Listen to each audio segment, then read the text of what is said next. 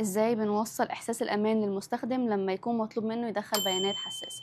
في الكتابة بعرض دايما المواقف اللي زي ده، خصوصا في الحاجات اللي فيها فورم، يعني بنطلب من اليوزر ان هو يدخل بياناته، اسمه، رقمه، البريد الالكتروني. احيانا بنطلب منه ان هو يدخل الكريدت كارد، اي حاجة خاصة بالبيمنت انفو.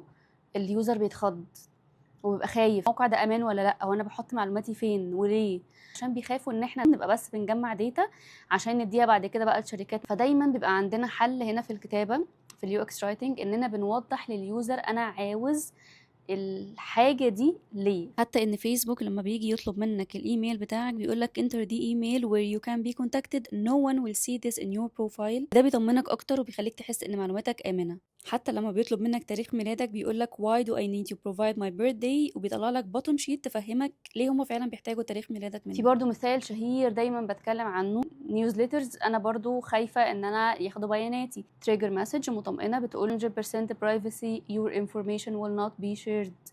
عمرنا ما هنشارك معلوماتك مع اي حد. فدي من ابسط الحاجات اللي بتخلي اليوزر فعلا يحس بالثقه والامان.